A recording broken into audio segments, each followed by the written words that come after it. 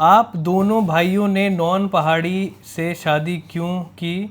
तुम लोग तो बहुत भू कानून करते रहते हो, बस तुम्हारा दिखावा है यूट्यूब में व्यूज़ गेन करने के लिए। मुझे माफ़ करना अगर किसी को ऑफेंसिव लगे। जैसे भाभी इतनी अच्छी गढ़वाली बोलती है तो लोग दुनिया भर के अप्रिशिएट भी कर रहे हैं और वही लोग फिर गालियां भी दे रहे हैं कि प्राची के हाथ में ये बैंड क्यों है। प्राची काम नहीं कर रही करके मुझे कहीं कमेंट आया था। तो दगड़ो नमस्कार, welcome to another vlog. I hope कि आप लोग सब बढ़िया उला, फर्स्ट क्लास उला। एक नए Q&A वाले व्लॉग में आप सभी का स्वागत है। हमने एक Q&A पोस्ट डाला था जिसमें हमने पूछा था कि अगर आप लोगों के मन में कोई सवाल है जो आप हमसे पूछना चाहते हैं तो हम उसका जवाब देंगे। तो आज वो Q&A पोस्ट होने वाला है। चलिए शुरू करते हैं। सबसे पहला सवाल पूछा है, आपकी और प्राची की एजुकेशन कहाँ तक है? पहले आप बताइए। चलो बोलो। मैंने MCA किया हुआ है। मेरी ग्रेजुएशन BCA है, BCom भी है, बट मैंने फाइनल ईयर के एग्ज़ाम नहीं दिए थे। और वैसे मास्टर्स में मैंने MCA किया हुआ है। मैंने डिप्लोमा कोर्स किया हुआ है HR में IIM रोहतक से।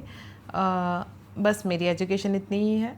7 साल MIT यूनिवर्सिटी में जॉब कर चुकी हूँ। जॉब के पहले जब मेरा कॉलेज चल रहा था उस टाइम पे मैं फैशन शो भी करती थी और मैंने स्टेट लेवल तक मॉडलिंग की हुई है।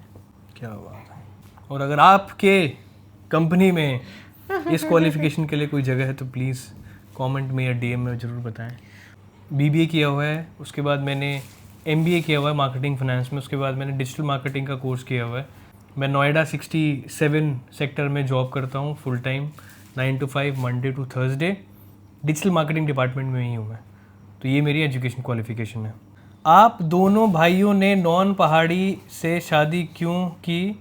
तुम लोग तो बहुत भू कानून करते रहते हो, बस तुम्हारा दिखावा है यूट्यूब में व्यूज़ गेन करने के लिए। बताओ। पहली बात तो हमारे व्यूज़ इतने आते नहीं हैं, ठीक है, तो हम गेन क्या करेंगे।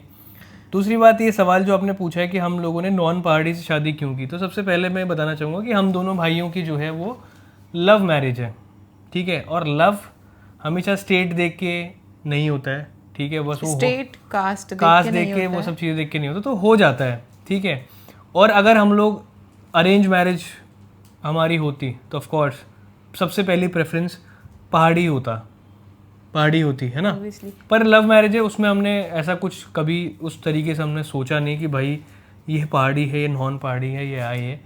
मुझे माफ़ करना अगर किसी को ऑफेंसिव लगे, बट मैं ये जानना चाहती हूँ कि अगर शादी कर ली, हो गई, बच्चे हो गए, तब तक भी इसी चीज़ को पॉइंट करना कि तुमने नॉन पहाड़ी से किए। हम शादी करके आपके कल्चर में आ चुके हैं, हम उसे अपना चुके हैं, हम भी पहाड़ी हो चुके हैं, तो अब क्या दिक्कत है?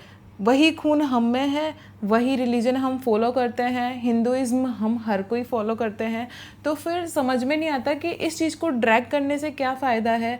या तो हम आपके ऐसा हो रहा है कि किसी के कल्चर को डाउन कर रहे हों या उसके अगेंस्ट हम कुछ ऐसा कर रहे हों, तो फिर भी है मुझे समझ में नहीं आता कि इस तरह की मेंटालिटी इस ज़माने में रखना मुझे सही नहीं लगता। देखो, ये वही लोग हैं अप्रिशिएट भी करते हैं।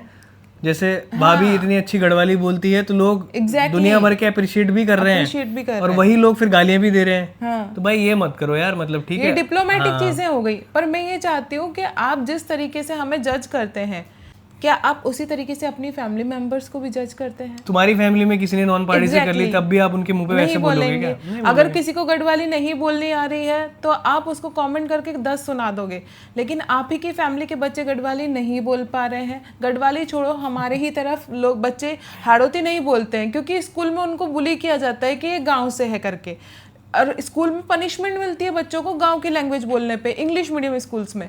तो ये ड्रॉबैक भी है और ये वो भी है। आप अच्छी बात है कि आप अपने कल्चर को, अपनी लैंग्वेज को संजोए रखना चाहते हैं, पर दूसरी तरफ आप की फैमिली के बच्चे उस चीज़ को नहीं फॉलो कर पा रहे हैं। शुरुआत अपने घर से करनी चाहिए। एग्जैक्टली, ठीक है, दूसरों को बोलने से पहले, मुझे लगता है। चलो, एंड ऑफ द टॉपिक। ये क्वेश्चन दोबारा हमसे पूछा जाएगा कि आपने नॉन पहाड़ी से शादी क्यों की है, और मैं हर बार नहीं बताऊंगा, हो गया मेरा, ठीक है। How did you start Pahadi भेजी and what advice would you give to someone who wants to start content creation? Pavi is super cute. Pavi के लिए बहुत बहुत thank you. Pavi is actually super cute. दूसरा, लिसनिंग टू यू। हाँ, वो सुन रहा है। तो how did you start Pahadi भेजी? यार मैंने मैं ये सवाल मैं बहुत बार बता चुका हूँ कि मैंने डबिंग से स्टार्ट की थी। मैड लिप्स करके एक ऐप आती थी जिसमें मैं डब करता था। वहाँ पे डब इंग्लिश, हिंदी, उर्दू में होती थी। मैंने कहा गढ़वाली में करके देखता हूँ। गढ़वाली में किया, 150 वीडियो लगातार मैंने डबिंग वीडियो बनाई। उसके बाद मुझे लगा कि फेस वैल्यू नहीं बन रही। फिर मैंने वीडियो में आके बोलना शुरू किया, करना शुरू किया, कॉमेडी वीडियोस में घुसा, मम्मी के साथ बहुत सारी वीडियोस बनाई, ब्लॉग्स बनाया, ट्रैवल किया। और आज जो भी है ये व्यूअर्स की वजह से है कि हम लोग, आप लोग हमें अप्रिशिएट करते हैं, देखते हैं। अगर आप कंटेंट क्रिएशन शुरू करना चाहते हो तो 2-3 चीज़ें आपको माइंड में रखना पड़ेगा कि आप ऑडियंस को क्या वैल्यू दे रहे हो। ठीक है, आप में ऐसी कौन सी यूनिक बात है, किस टॉपिक पे आप 100 वीडियो बना सकते हो, पहले ये आप सोच लेना दिमाग में।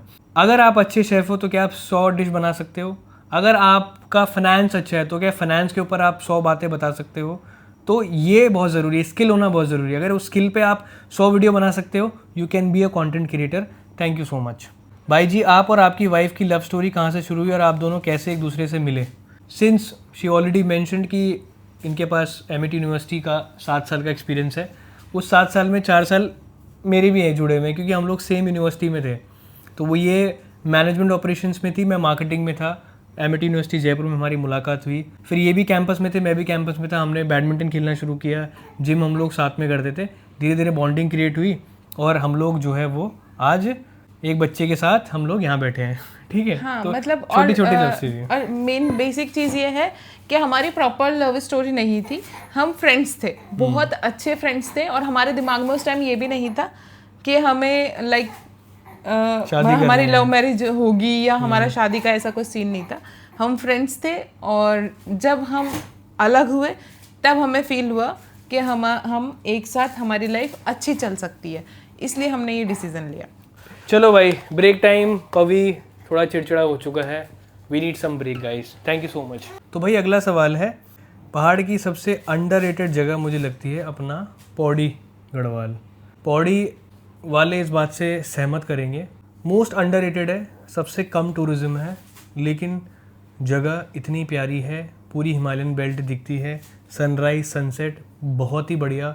पौड़ी का मौसम अनप्रिडिक्टेबल है, कब बारिश होगी, कब धूप होगी, कब छाँव होगी, कब हवा चलेगी, कब बर्फ़ गिरेगी, कुछ नहीं पता है। मुझे तो बहुत सुंदर लगती है, बहुत ही अच्छी। वो तो अच्छी लगती है। पहाड़ की किस चीज़ की सबसे ज़्यादा याद आती है? यार मुझे ना मेरा वो बचपन याद आता है, जब 5th तक हमने गांव में पढ़ा है। वो तेरी मच्छर, तो वो गांव की हर चीज़, चाहे वो गांव का खाना हो, मौसम हो, चाहे वो स्कूल जाना हो, आना हो, मतलब वो मेरे को ना सपने में भी मेरे को बहुत बार ये चीज़ें मेरे को फील होती है। पहाड़ी कल्चर की कौन सी चीज़ आपको सबसे ज़्यादा पसंद है? तो मैं इससे पूछूंगा। सबसे पहली चीज़, पहाड़ी कल्चर में मैं सबसे पहले अट्रैक्ट हुई थी सिंप्लिसिटी जो लोगों में है उससे। बट वो सिंप्लिसिटी शायद गांव के लोगों में ज़्यादा है। और दूसरी चीज़, मैं जब पौड़ी गई थी, कठुली गांव गई थी, और जब सुबह हम उठे और घर से निकलते खुला आसमान देखा और जब वहाँ बैठ के चाय पी सनराइज़ होते में, वो एक्सपीरियंस शायद मेरी लाइफ का सबसे बेस्ट एक्सपीरियंस था। मज़ा आ गया था। मतलब पहाड़ों में मुझे ऐसा लगा था बिल्कुल मैं नेचर के इतना पास में हूँ, खुली हवा, इतना अच्छा सुकून भरी चीज़ें थी। कल्चर के तो मुझे तो नथ बहुत पसंद है, गुलोबंद बहुत पसंद है। इवन नथ और गुलोबंद तो मैंने हमारी साइड भी पहना है। आपके पापा पहले क्या काम करते थे? हमने उनकी फुर्ती बहुत पसंद आती है, वो भी इस उम्र में भी। हाँ, तो रिसेंटली आपने पापा को देखा होगा भाई भाभी के ब्लॉग में, जब अपने घर का, गांव का जो है घर का रेनोवेशन हो रहा था पूरा। पापा पहले गवर्नमेंट सर्विसेज में थे, मिनिस्ट्री एंड कॉमर्स में। पापा वहाँ से रिटायर हुए हैं और उसके बाद से पापा का जो इंटरेस्ट है, पापा का इंटरेस्ट थिएटर का है। स्क्रिप्ट लिखते हैं पापा, मूवीज़ में काम किया हुआ है, गाने लिखते हैं, बहुत सारी कैसेट्स भी पापा ने बना रखी है। तो पापा ने थिएटर अपना चालू रखा उसके लिए, और अभी भी पापा थिएटर में हैं। मतलब उनका एक ग्रुप है जहाँ पे वो प्लेज़ वगैरह लिखते हैं, प्लेज़ परफॉर्म करते हैं गढ़वाल भवन में। और इस उम्र में ही फुर्ती है वो बिल्कुल है, क्योंकि पापा ना बहुत ज़्यादा मतलब वॉक करना पसंद करते हैं। उनको बाइक, स्कूटी कुछ उनको भाता नहीं है, उनको चाहिए कि भैया वो वॉक करें। तो वो कभी कभी जैसे मॉर्निंग में बोलते हैं ना, आते हो कि मैं वहाँ से पूरा चक्कर काटता हुआ, वॉक करता हुआ मैं आ गया हूँ, तो हम सोचते थे यार इतना भयंकर कैसे वॉक कर लेते हैं, पर उनका मतलब वॉक करना उनको अच्छा लगता है, इंटरेस्ट है। पवी के आने के बाद आप दोनों हस्बैंड वाइफ का रिलेशनशिप पे क्या चेंजेस आए हैं भैया, एंड आप फाइट के बारे में भी बताइए। दोनों लड़ते भी हैं, भाभी इतनी ज़्यादा स्वीट हैं, उन्हें देख के बिल्कुल नहीं लगती। तुम्हें देख के लगता है कि तुम लड़ाई नहीं करती होंगी, हैं? मैं लड़ाई करती हूँ। किस उसमें हैं ये लोग? भ्रम हैं? भ्रम में? नहीं, मैं लड़ाई करती हूँ लेकिन मैं वैलिड चीज़ों के लिए करती हूँ, क्योंकि जैसे पवी के आने के बाद बहुत सारी चेंजेस हुए हैं, मतलब बहुत सारे। तुम मेरी आदतों पे मुझसे लड़ती हो? हाँ, एक्चुअली एक तो सबसे बड़ी चीज़ कि जो बेटे होते हैं वो अनकॉन्शियसली फादर को देखकर बहुत चीज़ें गेन करते हैं, मतलब वो चाहे ना चाहे लेकिन वो पापा की चीज़ों को जल्दी अडेप्ट करते हैं, ऑब्जर्व करते हैं, देखते हाँ, रहते हैं वो। और ये चीज़ मैंने देखी है, ये जहाँ जाएंगे जो भी करते रहेंगे, पवी इतना गौर करके इनको देखता होता है। तो मैं बोलती हूँ जैसे कभी कुछ चीज़ें होती है, जैसे ऑफिस से आके अपने कपड़े इधर उधर कर देना, अपने कपड़े फेंक देना इधर उधर, और वो होता है। और कभी कभी बहुत अजीब अजीब से फेसेस बनाना और अजीब सी आवाज़ निकाल देना, जिससे वो कभी कभी झसक भी जाता है, मतलब डर जाता है थोड़ा सा। कलाकार आदमी है भाई हम लोग। हाँ, तो वो कलाकारी वो जब समझदार हो जाए तब समझ में आती है, पर वो डर जाता है उन चीज़ों से। तो वो चीज़ें अभी से उसके सामने मतलब ऐसे नहीं ना, वो भी ऐसा हो जाएगा, तुम भी ऐसे, तो मैं तो पागल हो जाऊंगी। आपके रिलेशनशिप में क्या चेंजेस आए हैं हस्बैंड वाइफ के रिलेशन पवी के आने के बाद?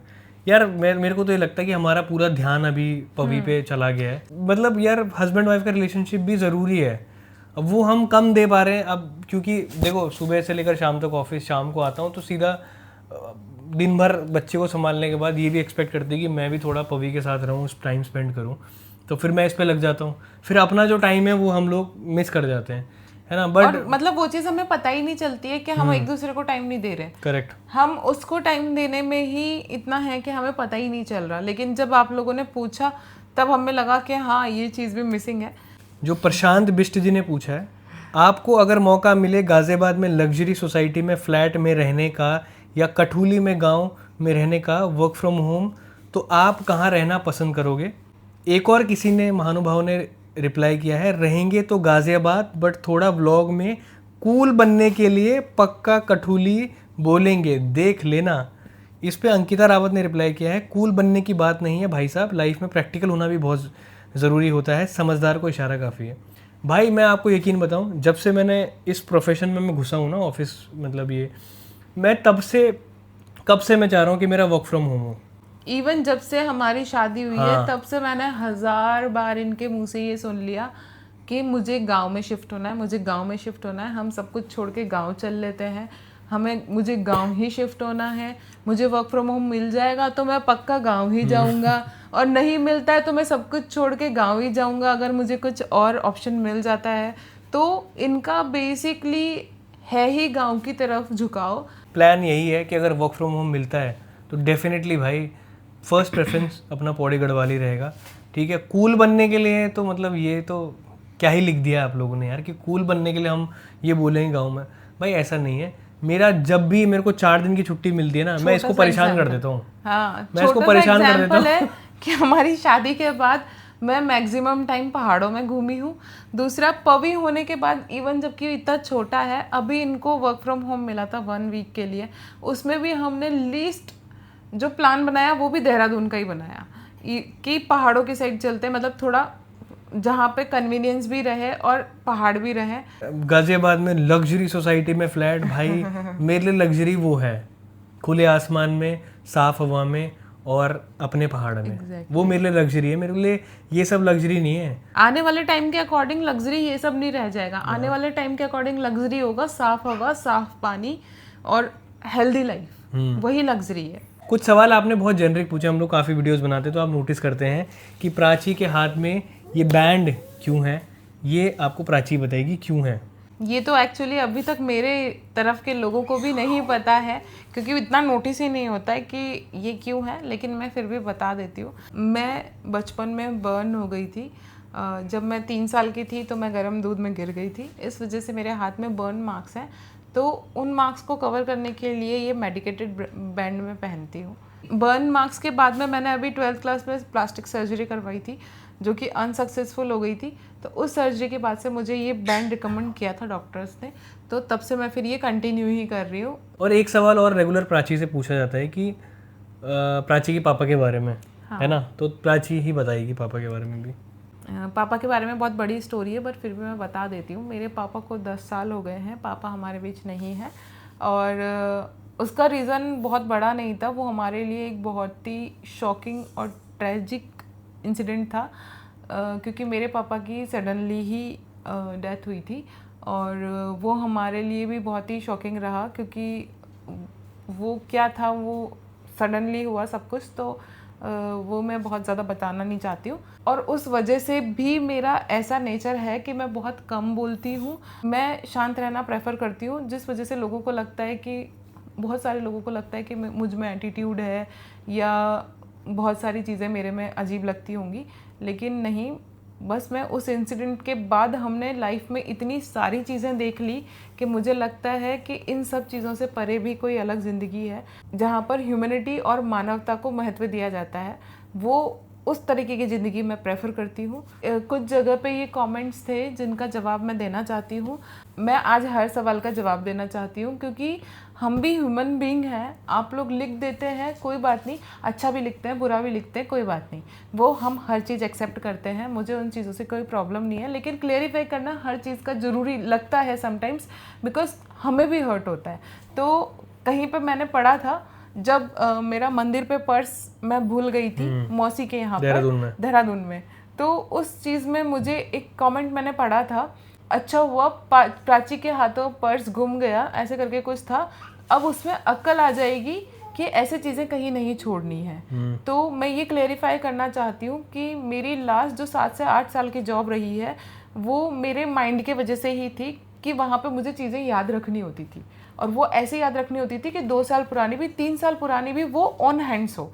मेरा माइंड इतना शार्प था। मुझे नहीं पता, ये मेरा पर्सनली एक्सपीरियंस है कि नींद की कमी की वजह से या चीज़ों की वजह से, पवी के साथ रह रही हूँ मैं जब से, पोस्टमार्टम चीज़ें जो हो रही है, उसमें पहली बार मैं काफ़ी टाइम से बोलती भी आ रही हूँ कि जब से पवी हुआ है तब से मैं चीज़ें भूल रही हूँ, जो कि मुझे भी अजीब लगती है। और ये चीज़ बहुत कॉमन है, मतलब फीमेल्स में आफ्टर बेबी बर्थ बहुत सारी चीज़ें होती हैं जो हम मेंस को नहीं पता है, और जिन्होंने ये कमेंट भी लिखा था वो भी एक मैन ही है। तो आई थिंक मैन है या फीमेल मुझे नहीं पता, लेकिन वो आईडी नहीं, वो अंकल ही थे जो भी थे, थी। हाँ, वो आईडी मेल की थी।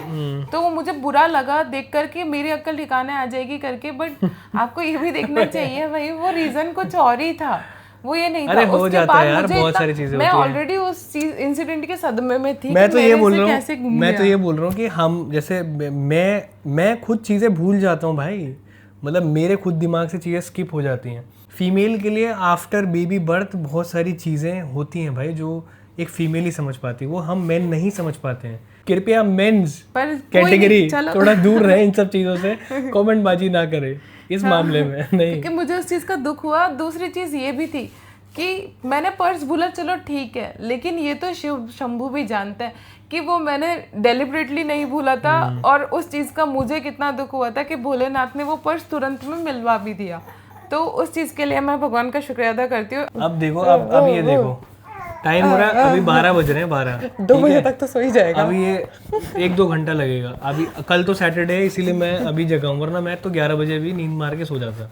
एक और चीज़ का जवाब मैं देना चाहूँगी कि प्राची काम नहीं कर रही करके मुझे कहीं कमेंट आया था, मैंने पढ़ा था कि सब फीमेल घर के काम कर रही हैं और प्राची काम नहीं कर रही है। मैं उस चीज़ को लेकर के ये बोलना चाहूँगी कि अगर आपने मुझे ठीक से देखा हो तो मेरी ऐसी हालत रहती है कि मुझे काम करने का भी टाइम नहीं मिलता है। पवी के साथ में सो भी नहीं पाते हैं, न खाने को टाइम मिलता है, ना वॉशरूम को भी ढंग से जा पा रहे हैं, घर के काम भी रहते हैं, घर में भी खाना बनाने का। अगर मैं कहीं गई और मैंने इसको संभाल लिया, वहाँ पे अब मैं एकांश के बर्थडे में गई थी, मैंने वहाँ पे इसको ले रखा था, मैं पवी का ध्यान रख रही थी, इसलिए मैं उस टाइम काम नहीं कर पाई। तो वो रीज़न था, उसका मैं जवाब देना चाहती हूँ, जिसमें मुझे कहा गया कि मैं काम नहीं कर रही थी। मतलब मुझे ये है कि एक तरफ तो मुझे बोला जाता है कि 6 मंथ तक जच्चे और बच्चे को अपना ख्याल रखना है, दूसरी तरफ ये बोला जाता है कि काम नहीं कर रही है, तो भाई मैं क्या करूँ। अभी 4 महीने हुए उसको यार, गाइस कम ऑन। समझ नहीं आया कुछ। आपको खाना नहीं मिला, आपको बर्थडे में खाना नहीं मिला, नहीं आपको प्राची के हाथ का खाना है, please come to our house, हम आपको होस्ट करेंगे, ठीक है। भाइयों बहनों, व्लॉग में हर चीज़ नहीं दिखाई जा सकती। अब मैं रात भर वीडियो कैमरा लेके तो बैठे नहीं रहूँगा कि प्राची 2 बजे तक जगी हुई है, अरे दूध पिला दिया, अरे 3 बज गए, अरे 4 बज गए, अरे अब सो रही है बेचारी। हम नहीं करते भाई, मेरे पास भी इतना समय नहीं, मैं भी। और एक और चीज़ के लिए हम बोलना चाहेंगे कि हमने पवी के खर्चे के लिए जो व्लॉग डाला था, पहली बात तो प्राची ने बोला था यार थोड़ा सा ऑफ सा लग रहा है। मैंने कहा नहीं यार ठीक है, हम अपना एक्सपीरियंस शेयर कर रहे हैं और उसमें हम लोगों को बता भी रहे हैं कि हाँ मतलब कि यूजुअली क्या हो रहा है। भाई हम तो पहली बार माँ बाप बने हैं ना, ठीक है। इवन मैं तो करना नहीं चाह रही थी, लेकिन इनका इंटेंट ये था कि लोगों की नॉलेज के लिए भी, मतलब ऐसे ही कि हम इन जनरल नॉलेज के लिए डाल रहे हैं, सिर्फ इंटेंट मतलब हमारा कहीं से कहीं तक मेरा ये इंटेंट नहीं बिल्कुल था। था ही नहीं। मैंने इस टेंजेंट के बारे में सोचा नहीं कि लोग ऐसे बोलेंगे भाई हमने अपने बच्चे नहीं पाले क्या, अरे बच्चों को खर्चे के रूप में कैसे गिन रहे हो। भाई ऐसे हम गिनेंगे क्या पवी के लिए खर्चे? अब ये अगर कोई भी नहीं गिनता, हाँ, कोई मतलब भी ये parent कितना भी नहीं करे गिनता। उसके लिए तो मतलब हम करेंगे जितना भी हो सकता है, ऐसे वो कोई थोड़ा बात नहीं है। नेगेटिव रेफरेंस में चला गया हो, तो बस इतना ही कहना चाहते हैं कि हम आप तक अच्छी चीजें पहुंचाना चाहते हैं, अच्छी और पॉजिटिव इंटेंट से ही बात करते हैं। मेरे दिल में कभी रहता ही नहीं है कि मैं 10 चीजें सोच के कोई वीडियो बनाऊं, क्योंकि मैं वीडियो बनाने वालों में से हूं नहीं। मेरा ये मानना है अगर आपका वीडियो बनाने के पीछे इंटेंट सही है ना, अगर आप पॉजिटिव तरीके से आप चल रहे हो तो आप कहीं गलत नहीं हो। आप तक जो पहुंचा वो थोड़ा गलत तरीके से मतलब शायद में भी पोर्ट्रे हुआ होगा। देखो वीडियो वो गलत है जिसमें आपको पहले से पता है कि लोग इससे, पर लेकिन अगर आपको पता है कि वो वीडियो गलत आप बनाने जा रहे हो तो भाई वो चीज़ गलत है, वो मैं गलत मानता हूँ। पर मेरा ऐसा इंटेंट नहीं था। खैर, और अब से हम आगे Q&A करते रहेंगे, आप लोगों से इंटरेक्ट करते रहेंगे, आपके जो भी सवाल हों आप पूछते रहें। और दूसरा कि हम वो लोग हैं, मतलब स्पेशली मैं तो वही हूँ, मेरा यही है कि मैं कभी भी वो नहीं करती कि मैं वीडियो बनी तो मैं कुछ और बोल दूं। इसको तो इंटरेस्ट भी नहीं है वीडियो बनाने में, आपको सही बताऊं, जो हूँ मैं वैसी ही हूँ। इसको इंटरेस्ट भी नहीं है, ये कम बोलती है। और मैं तो जबरदस्ती इसको बोलता हूँ कि यार लोग तुम्हारे बारे में पूछते हैं, तुम्हें देखना चाहते हैं, तो प्राची को मैं बोलता हूँ कि चलो तो आप भी थोड़ा सा पार्टिसिपेट करो, इसलिए आती, वरना इसको इंटरेस्ट नहीं है व्लॉगिंग वगैरह में। बैक ऑफ द कैमरा ये सब चीज़ें करने को तैयार है, सपोर्ट करने को तैयार है, बट ये फ्रंट में आने के लिए हमेशा मना करती है यार कि रहने दो, मुझे मत ही लो, ठीक है। मतलब मैं तो जबरदस्ती करता हूँ। अब उसमें भी अगर इसको ही गालियाँ पड़ रही हैं तो फिर भाई मैं मतलब ये तो नहीं चाह रहा ना। ठीक है, वो सबका पॉइंट ऑफ व्यू अलग रहता है, वो कोई दिक्कत नहीं है, कोई गाली नहीं देगा। अगर हर्ट होगा तो हम वो मैं तो बोल सकती हूँ, आप मुझे माफ करना उस चीज़ के लिए। आपको भले वो थोड़ा हार्श लगे या रूड लगे मुझे नहीं पता, लेकिन अगर मुझे हर्ट होगा तो मैं उसका जवाब आप लोगों को ज़रूर दूंगी, जवाब में मैं उसको क्लेरिफाई करूँगी। तो भाई इस Q&A व्लॉग को यहीं पे एंड करते हैं। आई होप कि हमने आप सभी के सवालों का जवाब दे दिया है। अगर आपके कुछ और सवाल हैं प्लीज़ कमेंट सेक्शन में बताएं, हम और जो है Q&A बनाना डेफिनेटली चाहेंगे। अच्छा है यार इंटरेक्शन ना, मजा है, इंटरेक्शन अच्छा है। तो फिलहाल इस व्लॉग को यहीं पे एंड करते हैं। आई होप कि व्लॉग अच्छा लगा हो। मिलते हैं आपसे अगले व्लॉग में, तब तक के लिए जय देवभूमि, जय उत्तराखंड, जय बद्री विशाल।